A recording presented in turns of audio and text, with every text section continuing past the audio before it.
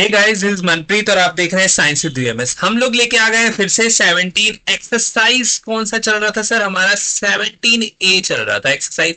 बिल्कुल सर, अगर 17 ए चल रहा था तो उसी का क्वेश्चन लेके आएंगे जी सर। उसका 19 नंबर क्वेश्चन लेके आए हैं, तो सिंपल सरल तरीके से इसको बनाएंगे और आगे बढ़ते हैं। क्वेश्चन कहता क्या है?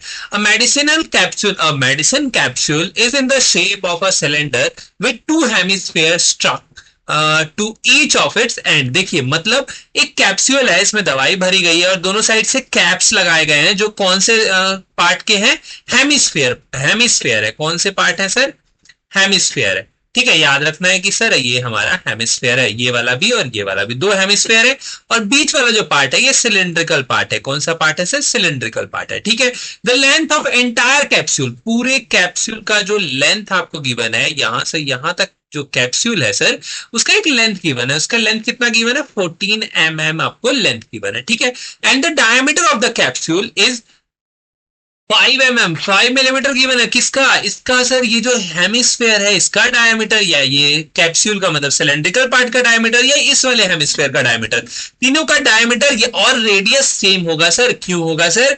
क्योंकि तीनों एक दूसरे से इंटरकनेक्टेड हैं। जब भी इंटरकनेक्टेड होते हैं तो मैंने बताया था कि रेडियस क्या होता है? सेम लेते हैं हमेशा। ठीक है। तो डायमीटर कितना दिया है सर? डायमीटर आपको गिवन है, डायरेक्ट ही लिखते हैं। ठीक है, क्या लिखेंगे सर कि डायमीटर इज इक्वल टू कितना गिवन है सर आपको? 5 mm, मिलीमीटर गिवन है। ठीक है। अब डायामीटर इतना गिवन है तो रेडियस ऑफ, आप किसी का भी रेडियस मानिए, या तो दोनों हेमिस्फेयर का मानिए या फिर दोनों सिलेंडर का मानिए, सेम ही चीज है। क्यों सर? क्योंकि रेडियस तो सेम ही रहेगा सर, है ना? हाँ। तो रेडियस कितना हो जाएगा? बाई टू होता है, डायमीटर बाई टू होता है रेडियस का फॉर्मूला। अगर आपको नहीं पता हो तो मैंने बता दिया फिर भी, है ना? मतलब कुछ मेरे ऐसे बच्चे होते हैं ना, वो भूल जाते हैं, इसीलिए उनके लिए मैंने बताया। ठीक है।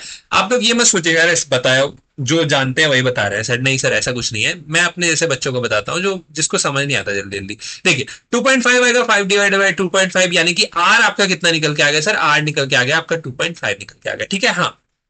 अब अब सर निकालना क्या है सर? सरफेस एरिया निकालना है। इस पूरे का सरफेस एरिया क्या है सर? निकालने में कुछ है क्या? बिल्कुल नहीं है। आप curve surface area of cylinder निकाल लीजिए, curve surface area of hemisphere, curve surface और एरिया ऑफ इस ये वाला हेमिस्फेयर, दोनों हेमिस्फेयर का कर्व सरफेस एरिया, बीच वाले सिलेंडर का कर्व सरफेस एरिया, और प्लस कर दीजिए तो आपका surface area, total surface area निकल के आ जाएगा। ठीक है। समझ में आया? बिल्कुल आ रहा होगा। अब कर्व सरफेस एरिया ऑफ किसका निकालने पहले, या फिर हाँ, कर्व सरफेस एरिया ऑफ किसका निकालने बोलिए ना सर? हेमिस्फेयर पार्ट का निकालने। बिल्कुल निकाल लेते हैं, चलिए सर। तो यहाँ पे हमारे पास क्या आ जाएगा? CSA of hemisphere. ठीक है। CSA of hemisphere, curve surface area of hemisphere का फॉर्मूला क्या होता है सर? होता है हमारा क्या? 2πr²। ठीक है। अभी पिछले क्वेश्चन में भी सेम था। सेम क्या था सर? देखिए, यहाँ पे एक हेमिस्फेयर है, इसका तो हम लोगों ने लिख दिया, लेकिन ये दूसरे हेमिस्फेयर का क्या होगा सर? दो हेमिस्फेयर है ना सर, तो 2 से मल्टीप्लाई कर दीजिए। चुपचाप, इतना बहस क्यों कर रहे हैं सर? चुपचाप मल्टीप्लाई कर दीजिए। तो 2 × 2 क्या हो जाएगा? 4 हो जाएगा। क्यों 2 से मल्टीप्लाई किए? दो हेमिस्फेयर था, एक का फॉर्मूला लिखे, दूसरे को मल्टीप्लाई कर दिया। ठीक है। हाँ। 4 हो गया। पाई, पाई का वैल्यू लिखेंगे क्या? नहीं सर, आगे जाके लिखेंगे। क्यों? क्योंकि अगले वाले में भी तो पाई आएगा। ये लिखते क्या? नहीं लिखते, नहीं लिखते सर, आगे जाके सॉल्व करेंगे। ठीक है। हाँ, तो पाई को पाई रहने देते हैं। आर क्या है सर? 2.5। तो 2.5 इंटू 2.5 आपका यहाँ पे वैल्यू निकल के आ गया। समझ में आया क्या? समझ में आया? बिल्कुल आ रहा होगा। समझने में क्या ही है सर, इसमें समझने में कुछ है क्या? आप ये 2.5 को ना 5/2 भी ले सकते थे, कोई दिक्कत नहीं था। 5/2 वैसे लेते तो ज्यादा बढ़िया रहता, लेकिन आप इसको सॉल्व कीजिएगा अगर, तो आपका आंसर आएगा 25 पाई। यहाँ पे आपका curve surface area of hemisphere आ जाएगा। ठीक है। पाई को क्यों नहीं सॉल्व करेंगे? क्योंकि पाई को लास्ट में पाई/7 देके सॉल्व कर देंगे, है ना? अब CSA ऑफ क्या निकालना है आपको? CSA ऑफ सिलेंडर निकालने से पहले आपको याद रखना है कि CSA यहाँ लिखता है। ठीक है, बीच में सॉल्व भी कर देंगे। CSA ऑफ सिलेंडर जैसे ही आप लिखिएगा तो आपको एक टर्म पता लगेगा। क्या टर्म पता लगेगा?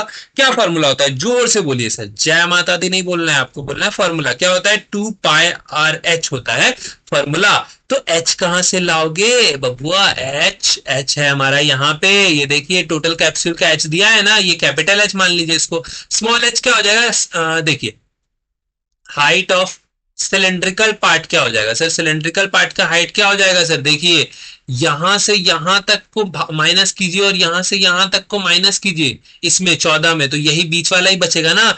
तो यहां से यहां तक और यहां से यहां तक क्या है? 5 है सर। कैसे 5 है? देखिए ये क्या है? ये कुछ नहीं है, ये आपका रेडियस है। ये क्या है? कुछ नहीं है, ये आपका रेडियस है। तो टोटल हाइट कितना है सर? 14 है। रेडियस एक बार कितना है? रेडियस 2.5। दूसरी बार भी तो माइनस करेंगे, दो हेमिस्फेयर है तो दो बार माइनस होगा। तो 14 में कितना जाएगा सर? कितना जाएगा? 5 ही जाएगा ना। ये क्या है? 5 ही है ना, 5 को ही डिवाइड किया था। हाँ, तो आपका कितना आ जाएगा? 9 mm आपका हाइट आ गया सर, बिल्कुल आ गया। तो 2 इंटू पाई को पाई रहने दीजिए। आर क्या है? आर है आपका 2.5, या फिर आप डायरेक्ट भी लिख सकते हैं, 5/2 भी लिख सकते हैं, कोई दिक्कत नहीं है सर। आप कुछ भी लिखिए, आपका मन है, आपका क्वेश्चन है, आपका मन है, ठीक है। सर अगर नंबर नहीं देते हैं तो बोर्ड्स में नंबर जरूर आ जाएंगे। स्कूल में नंबर नहीं आ रहे तो कोई दिक्कत नहीं है, बोर्ड्स में नंबर आएंगे अगर आप कैसे भी लिखिएगा तो। ठीक है, क्योंकि स्टेप मार्किंग चलता है ना सर बोर्ड्स में, पता ही होगा आप लोगों को, अभी तक तो पढ़े हो गए बहुत। हाँ, तो अब देखिए, अब क्या करना है? अब हम लोगों को कुछ नहीं करना है, अब दोनों को बस ऐड कर देना है। किन दोनों को ऐड कर देना है? तो total surface area, total surface area is equal to क्या हो जाएगा सर? टोटल सरफेस एरिया क्या होगा? Curve surface area of hemisphere, curve surface area of cylindrical part. Curve surface area of hemisphere क्या आया? बोथ द हेमिस्फेयर, दोनों hemisphere को plus कर रहे हैं, याद रखिएगा। यहाँ पे आ गया 45 पाई। जब 45 और 25 को आप ऐड कीजिएगा ना सर, तो ये लगभग लगभग ना 70 के बराबर होगा। आपको तो मैथ्स आता है, मेरे से तेज है सर मैथ्स में, है ना।